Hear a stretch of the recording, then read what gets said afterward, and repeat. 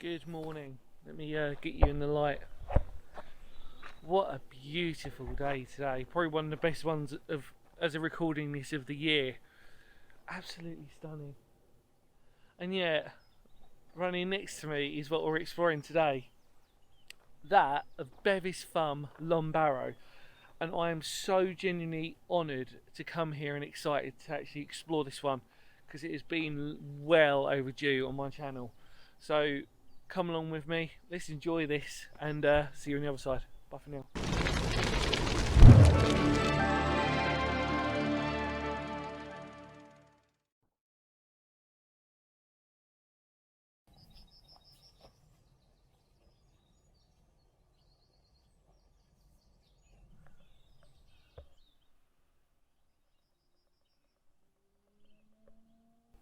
Welcome back, thank you for staying along with me. You're just going to have to use your imagination on this one, I think, for today, because it's pretty well overgrown. The grass hasn't been cut back, but yet nature has reclaimed it in such a magnificent way that you probably wouldn't want to have it any other way. But welcome to Bevis Thumb, Barrow. Such a tongue twister, that. And it is one of the, if not the longest barrow in all of Sussex. And actually, just walking around here now already, you can see why. Actually, it's extremely long. In fact, it's about 60 metres long. And the landscape that you're surrounded in, so we're in Compton and in West Sussex. And, it's such a beautiful drive around here that you forget really that you're not too far away from my home county of Kent. In fact, from where I am, about an hour and a half's drive it took me, so not too bad. But look at this. So you can see the slope, and this is pretty much the whole Barrow in its fully formed sort of shape, really. And what I mean by that is it's been relatively untouched. There is a road that, well, it's the road that I came up really, which sort of parallels it, but thankfully it didn't really cut too much into the actual Barrow. And it's about 2500 to 2700 BC, so a proper Neolithic burial ground. And it's just absolutely stunning. There was excavations done in the 1980s on this place. Walk you around. So excavations done in 1980s, and what they found was they'd found skeletons of animals and bits of flint as well. No human, from what they could surmise. Lots of flint tools. But what was really interesting was that as they were digging, they found some cremation or possible charcoal burning, which would suggest that at some point there's possible cremation that probably might have taken place here. And that alone makes it very interesting, but not uncommon. There's lots of different summations about like barrow sites in particular, and obviously the fact that most of the time you would sort of like find cremation, and the idea is that you would burn parts of the body or leave certain parts to rot and then they'd be burnt away, leaving only the bones. Sometimes you'd have it where they'd just be hung out and the animals and nature would just take its course, and then again you'd be left with the bones. And then in the case of places like Coldham Barrow and West Kennet, for example, you'd find bits of skeleton of someone, so not whole bodies. You'd find like a bit of an arm or a bit of a leg, and there's multiple different sort of meanings behind that. But actually one of the best ones that I've always truly believed in when it comes to this is that it's more to do with the flesh. And the idea was that the flesh really was the main thing, the point of the spiritual sort of like side of our soul was ingrained in our flesh, and that the skeleton and the bone was really just the thing that basically just held us up. So they weren't really as interested in that as they were the actual skin itself. And I think really that's probably one of the best summations that we can possibly have. And like I said, it is one of the longest ones in the southeast. In fact, it probably is the longest one, to be honest with you. But then what about the legend of Bevis? Well, okay, so there's multiple different variations on this, so forgive me, I'm going to give you a really good one. Or one of probably the most interesting ones. So Bevis was reputedly to be a giant. And he was a giant, he was the warden of Arundel Castle, which obviously isn't too far away. And what happened was that he'd thrown his sword, and wherever his sword lay would be the place that he would be buried. And surprise, surprise, the sword happened to land here. It's reputed of where the giant Bevis lay. What a beautiful tale. And that is pretty much it, everybody. The other, I suppose actually, one final thing I'm just going to note before we actually explore it. Obviously you can probably see there, as is very common, there are a couple more round barrows, and obviously this is long barrows, a couple of round barrows, and they would be over yonder. I'm just trying to give you a good idea. So obviously if this is the long barrow facing, you've got the road behind, and then they are literally in the distance. And that's it. Again, originally, it's quite possible that this one would have probably been white, and obviously the idea with that, obviously through the chalk, was to do with the fact that it could be seen for miles and miles and miles, and it's not hard to imagine actually, because we're on quite a hilly landscape. But no sarsen stones to cap it, so even though, like I said, you've got Cauldron Lumber in Kent and West Kennet, for example, where there's sarsen stones, in this case it's not, and actually probably one of the best examples. Now I have done a video on this, so feel free to look back onto it. A long barrow site called Gilbury's Grave, which is in Chilham near Canterbury in Kent, and it is almost identical to this, which again just proves the fact of our ancient travellers communicating towards one another. I think sometimes people sort of seem to think that there was a lot of isolation, but it wasn't the case at all. It was just a lot of travelling and trade and everything else that you can imagine, really, you know. So let's just take a little wander. Like I said, this isn't going to be the greatest video ever on this place, and because it is so overgrown.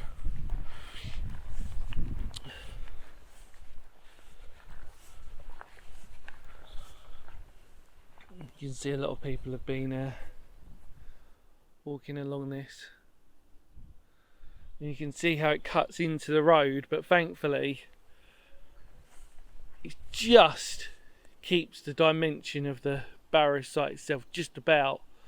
Technically they've cut into the ditch that would have been down there. But yeah, standing on this barrow site, how amazing, isn't it?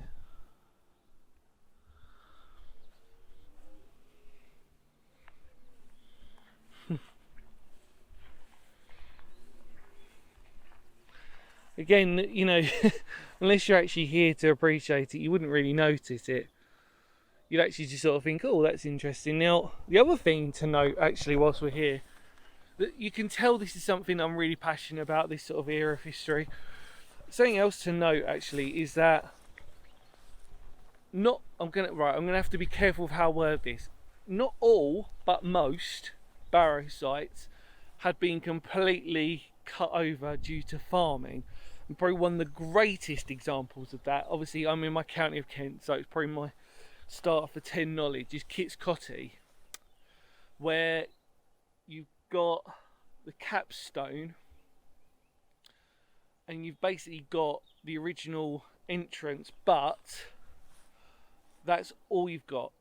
You haven't got any of the actual mound itself, and that was because the farmer had slowly eroded that away. And then, as again you've probably seen it, well, it depends how much you've seen in my videos, we also did a cairn, which is and that was a very rare site in Kent as well. It's a collection of sandstone that presumably, although again this is, I mean, we know, wink wink, that's pretty much what it was, where the sandstone that would have marked out the burial ground, the farmers just removed it. so he can flatten out the rest of his field. So what you're left with is a pile of rocks that would have been the surrounding part of the Barrow site. But like I said, not all Barrow sites have them. And then obviously, then going back to what I was going to originally say, you can see we're on the edge of a field. Well, the farmer probably decided that he didn't need to get rid of this one. And I'm not talking about the present day farmer, by the way. I mean, we're talking like ancient farmers, because significantly, it just so happens to be that this Barrow site is on the edge of a field, and so therefore, the farmer probably was like, do you know what, I might as well just leave it. And then as you can see the field, perfect, beautiful farmed field there. But as you can see here, there probably wasn't a need for him to sort of plough away at this part of the field and just leave it. And thankfully it's left us, like I said, with one of the longest, if not the longest, long barrow site in all of Sussex. So I could talk for ages about this, and I have to restrain myself because, like I said, it is my passionate subject knowledge that I love to talk about. And I'm just so humbled when I get an opportunity where I'm like, do you know what, I'm just going to go now, perfect weather, just going to go, get in the car and just do it. And I'm fully accepting when I do barrow sites, for example, you're never really going to get the actual scale of it necessary. So it always probably, you know, it's easy to find, by the way, just letting you know, for any explorers out there, you just type in Bevis Thumb and you'll find it. Easy enough to park on the sort of side of the road. And yet here I am. And it's long. I mean, you know, it's a significant length. I mean, I'm probably almost at the tip of it now. So I just walked down.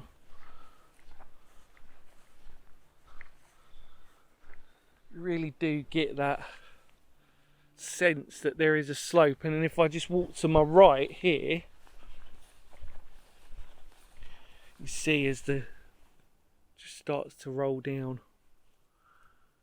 Absolutely fascinating. And like I said, the fact that they have found animal remains here, animal bones, they found flints, which is the most important thing, because that significantly really gives you a better indication of this whole area. By finding flints, it meant that obviously this land was being used, and there was ritualistic nature to it as well as agricultural nature, because again, we have to put this into context again, and I know it's hard sometimes for people to believe this, but sometimes when you see these big barrow sites you think, oh, they must have been for kings and queens, but actually they weren't. They were for families, they were for local people as we refer to them as, but people who work the land here.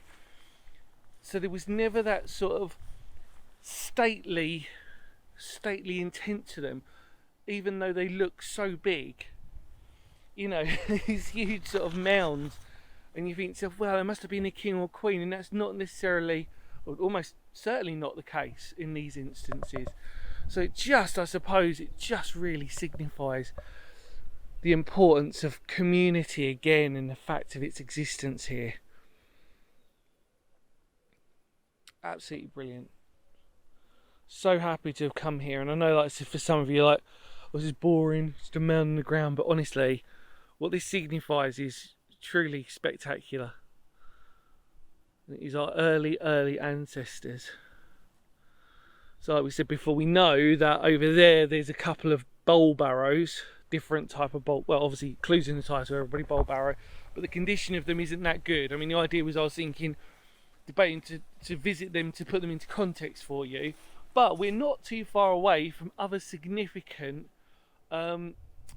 Neolithic sites, and there's a few barrow sites as well around here, but this, because it's a long barrow, is more rarer and unique. And like I said before, on my channel, I'll tell you what I've done on my channel if you really want to be interested in these. So I've done Gilbury's Grave Long Barrow, I've done Cauldron Long Barrow, and they're both in Kent. Then we've done Smithy's Long Barrow in Oxfordshire, and we've also done West Kennet as well. And I'm sure we've done other barrow sites, round barrows, but actual long barrows, they're the 4, I think, did I say? Cauldrons, Gilbury's, Smithies and West Kennet, I think. Trying to think if there's any others that I've done. Probably. It's always that. Always have this trouble of like what I've filmed and what I haven't filmed and what I've visited. There's two separate things. In other words, I've visited more than I've filmed. But yeah. Just going to walk down now. We'll just take one more look at it from the side. Actually, in fact, what we'll do is, I think the best thing to do is to walk up here, and then you'll get a good idea of it dimensions wise from behind me.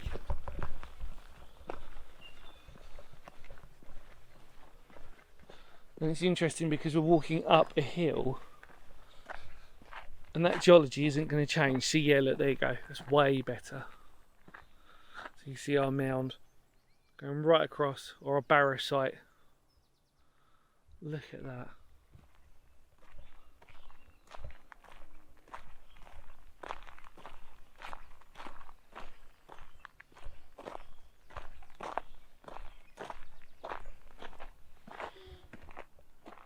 Yeah, you can see that now. Absolutely fascinating. And then obviously with the local legend of it as well, Bevis for Arundel the giant. Well, there you go. That was cool, wasn't it?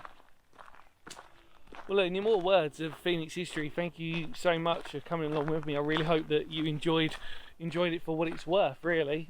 Even though there's not much of it there. In fact, you don't want to see my face, we'll have a look at this instead.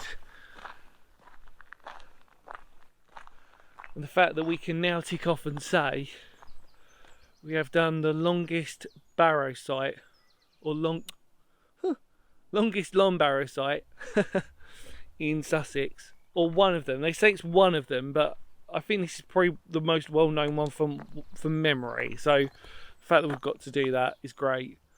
Yeah. Any more words of Phoenix history? Thank you so much for coming along with me. Hopefully you enjoyed that brief bit of history and that brief bit of fascination, and obviously my interest, my historical knowledge. Feel free to spread the word of the channel. Much love to all of you out there, and I will of course I will see you again sometime. Take care, everybody, because history matters. Ka pow.